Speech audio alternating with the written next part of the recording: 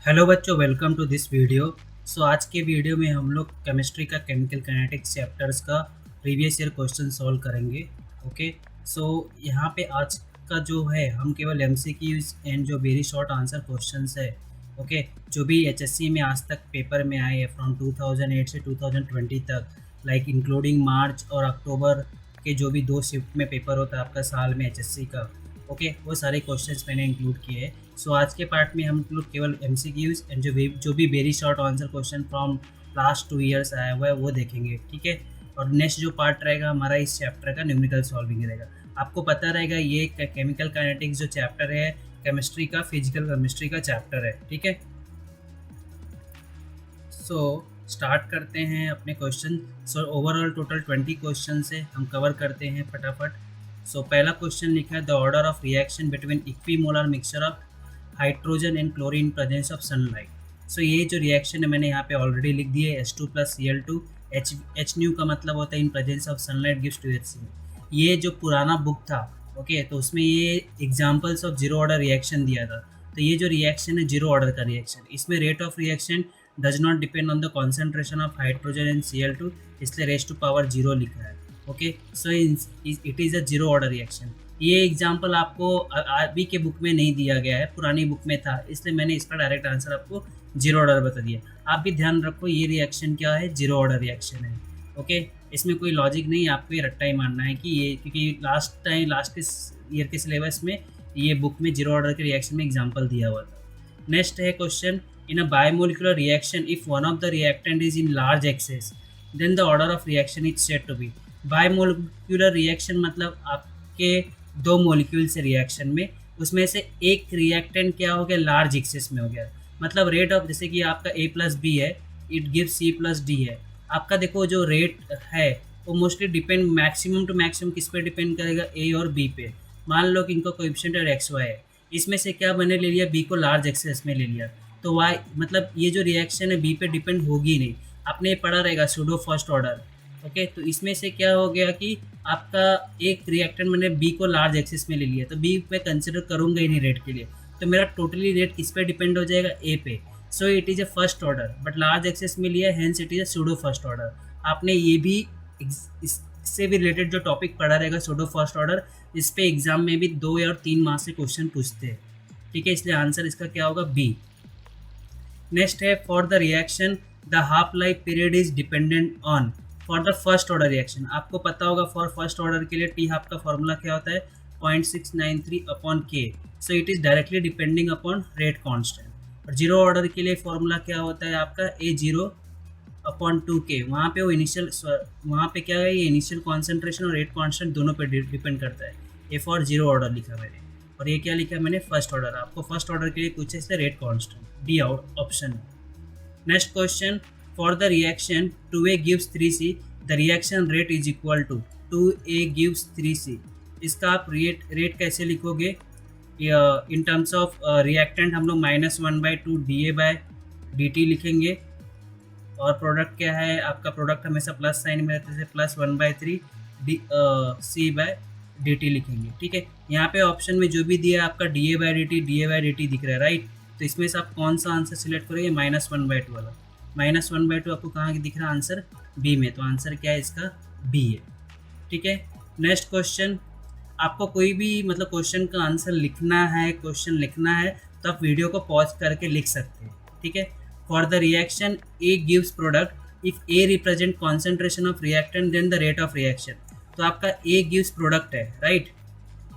तो आपको rate of क्या लिखना है, रेट ऑफ लिखना है। तो रेट ए के टर्म्स में क्या आएगा, इसका कोएफिशिएंट 1 है, मतलब -1/1 DA/dt। ठीक है। यहाँ पे आपका जो concentration of DA, A represent concentration of reactant A, तो -DA की जगह मैं क्या लिख दूंगा, -A, और dt आपका वैसे ही रहेगा। तो आंसर यहाँ पे क्या आएगा आपका, A represents concentration of reactant। Okay, it is a concentration not a change in concentrate, इसलिए आंसर क्या है, DA लिखो, -DA। मतलब कॉन्सेंट्रेशन ऑफ ए में क्या लिख दूंगा, A लिख दूंगा, but D refers change in concentration, इसलिए आंसर आपका क्या आएगा, C आएगा। ध्यान में रखना ये नहीं आएगा, बिकॉज ये क्या है, चेंज इन कॉन्सेंट्रेशन। मैंने क्या है, ये चेंज DA/dt है। आपको ये कॉन्सेंट्रेशन ऑफ ए इसने कैसे लिख के दिया है, A लिखा हुआ, इसलिए मैंने ऐसा किया। ठीक है, इसलिए आंसर इसका क्या आएगा C. Unit of rate constant of first order reaction, क्या होता है यूनिट? Second inverse. आपको पता भी रहेगा फर्स्ट ऑर्डर के लिए rate only depends on concentration of one reactor. Rate का यूनिट क्या होता है? Mole DM cube. Second inverse rate constant का यूनिट अपने को निकालना है और कॉन्सेंट्रेशन का यूनिट क्या होता है? Mole DM cube. तो आपका ये पूरा कट जाएगा, क्या बचेगा? के का यूनिट सेकेंड इनवर्स और time inverse. The molecularity and order of the reaction. Molecularity का मतलब क्या होता है? Number of reactant molecules. इधर कितना नंबर ऑफ रिएक्टेंट मोलिक्यूल्स है? 2। इधर कितना कोएफिशिएंट है? 1। आपको क्या दिया है? 2NO + O2। मोलिकुलरिटी का क्या डेफिनेशन होता है? Number of reactant molecules. कितना कोएफिशिएंट दिया है? 2। इधर कितना कोएफिशिएंट दिया है? 1। तो नंबर ऑफ मोलिक्यूल्स कितना हो गया? 3। So molecularity is 3 order. Molecularity is 3। So यहाँ पे 3 कहाँ पे दिया? पहला मोलिकुलरिटी लिखा है, बाद में ऑर्डर लिखा है। तो मोलिकुलरिटी 3 कहाँ पे दिया? यहाँ पे दिया है। ठीक है, बाकी कहीं 3 लिखा है क्या? नहीं लिखा है। तो आपका आंसर क्या होगा? सी होगा। मीन्स ऑर्डर भी आपका क्या होगा? 3 हो गया। ज़्यादा सोचने का भी जरूरत नहीं पड़ेगा फॉर ऑर्डर ऑफ रिएक्शन, क्योंकि मोलिकुलरिटी 3 वाला एक ही ऑप्शन दिया है। Next, for a gaseous reaction the unit of rate of reaction is. देखो, कोई भी गैसियस रिएक्शन रहती है तो उसका रेट ऑफ रिएक्शन में हम लोग कैसे लिखते हैं? Minus change in concentration upon change in time. C यहाँ पे कॉन्सेंट्रेशन की जगह पे क्या हो जाता है? Change in pressure of reactant upon time. तो प्रेशर का यूनिट क्या होता है आपका? प्रेशर का यूनिट एटमॉस्फेयर होता है। टाइम का यूनिट क्या होगा? सेकंड। तो क्या आएगा रेट ऑफ रिएक्शन का unit? Atm, atmosphere, second inverse. तो आंसर क्या आएगा आपका? C. Next question, for the reaction 2N2O5 4NO2 + O2 in liquid bromine which of the following rate equation is not correct. क्या दिया आपको? 2N2O5 4NO2 + O2। इसके लिए मुझे रेट का इक्वेशन लिखना था। इन टर्म्स ऑफ रिएक्टेंट के लिए हम लोग माइनस साइन लेते हैं, प्रोडक्ट को हम लोग प्लस साइन लिखते हैं। तो कोएफिशिएंट क्या है इसका? -1/2 dN2O5 upon dt equal to NO2 के लिए क्या लिखूँगा? +1/4 dNO2/dt और O2 के लिए इक्वल टू प्लस dO2/dt। तो अभी इसमें से चेक करो कौन सा है। यदि आपका N2O5 बोल रहा है तो -1/2। इनकरेक्ट बोल रहा है ना? इनकरेक्ट क्या है आपका? ए भी राइट है, ए भी राइट है। ये NO2 के फॉर्म में आपका ये डी राइट है, ये +1/4 है। ये क्या है? बी राइट नहीं है। तो आंसर ये आपका करेक्ट है। Answer is B.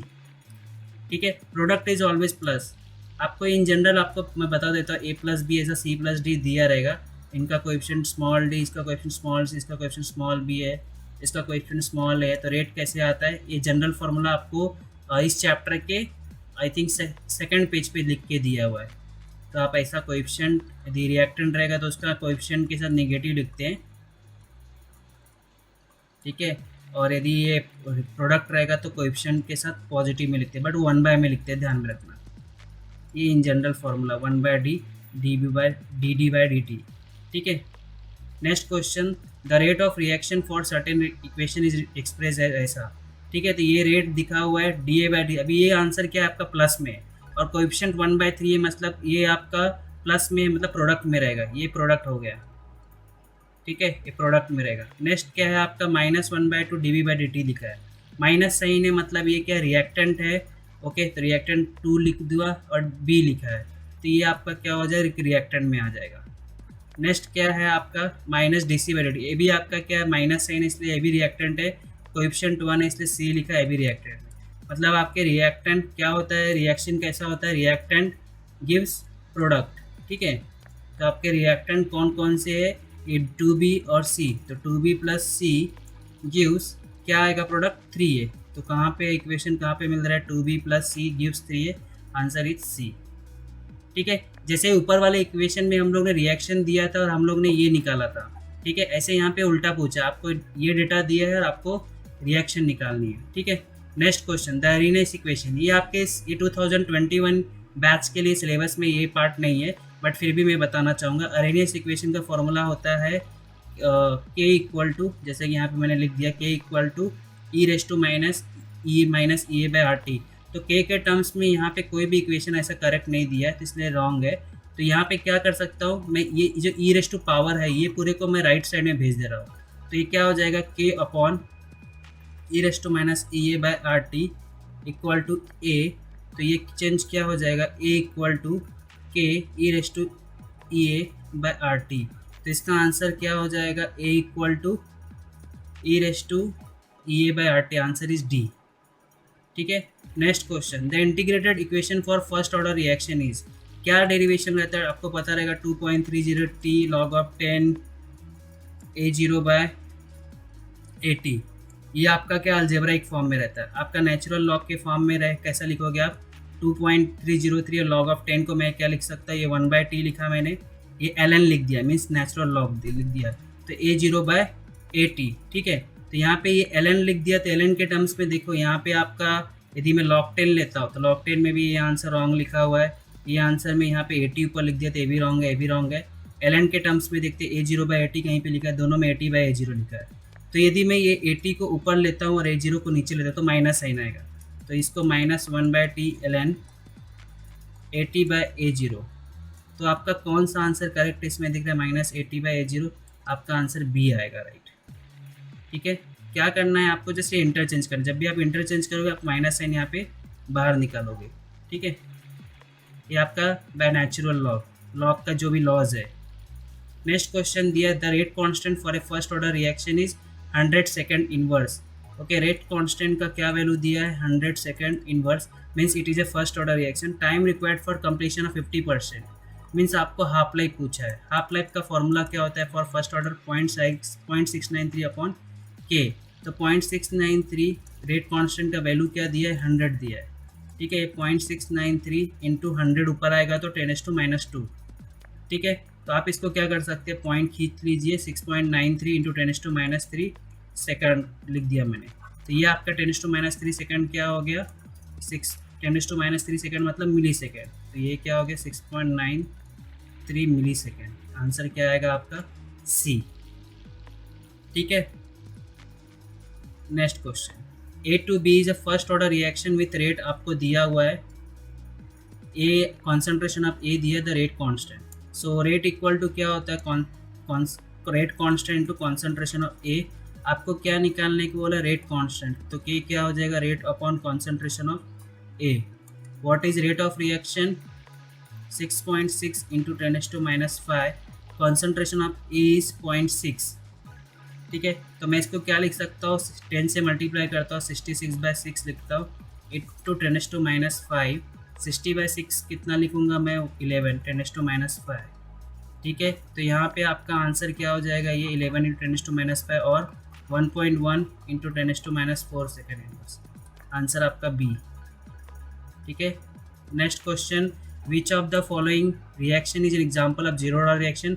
इसमें आपका एग्जाम्पल डी है, आपके जो न्यू बुक है, न्यू सिलेबस है, ओके, उसमें पेज नंबर 130 पे बॉटम में ये रिएक्शन दी गई है, decomposition of ammonia in presence of platinum. Okay, page number 130 पे आप देखेंगे, आपको ये 2 जीरो ऑर्डर का एग्जाम्पल दिया, आप उसको रट्टा मार के रखिए। ठीक है, next, for a chemical reaction A2 products the rate of reaction doubles when the concentration of A is increase by factor of 4। ठीक है, सो बोल रहा है कि rate of reaction is doubled. For example चलो मैं ले लेता हूँ रेट इक्वल टू के, और यहाँ पे मैं इसका कोएफिशिएंट x ले लेता हूँ। ठीक है, अभी क्या बोल रहा है, rate of reaction is doubles, मतलब मैं यदि जो न्यू है वो 2 टाइम्स ऑफ रेट हो जा रहा है, व्हेन, क्या बोल रहा है, when concentration of A is increase by factor of 4। ठीक है, अभी चलो मैं दोनों को डिवाइड कर देता हूँ, तो ये रेट कैंसिल हो जाएगा, 1/2 मिलेगा मुझे। यहाँ पे तुम्हारा के एक्स कैंसिल हो गया, के एक्स मिल गया, यहाँ पे तुम्हारा क्या आ गया, 4:x, मतलब 2 इक्वल टू क्या हो गया, 4:x। ठीक है, तो यहाँ पे 2 इक्वल टू 4 को मैं कैसे लिख सकता हूँ, 2² और 2 इक्वल टू क्या, 2:x। यहाँ पावर क्या है 1, आप इक्वेट करोगे तो 1 इक्वल टू क्या 2x और x इक्वल टू 1/2। तो आपको ऑर्डर क्या मिल गया यहाँ पे 0.5। आप खुद सोच सकते हो, रेट ऑफ रिएक्शन डबल्स हो रहा है और उसका कॉन्सेंट्रेशन को यदि आपने 4 टाइम्स किया तो डबल हो रहा है। ओके, यदि कॉन्सेंट्रेशन आपने बाय फैक्टर ऑफ 2 इंक्रीज किया तो रेट डज नॉट चेंज होगा। ठीक है, ये मैंने मैथमेटिकली सॉल्व किया, देख सकते हैं। पहला केस था, सेकंड केस था, दोनों को मैंने डिवाइड कर दिया। डिवाइड करने के बाद इधर 1/4x बचेगा, क्योंकि ये जो x है ये 4 का भी पावर, a का भी पावर है। ठीक है, नेक्स्ट क्वेश्चन क्या दिया है, the unit of rate constant for zero order reaction is. तो रेट क्या होता है जीरो ऑर्डर के लिए, इक्वल टू के।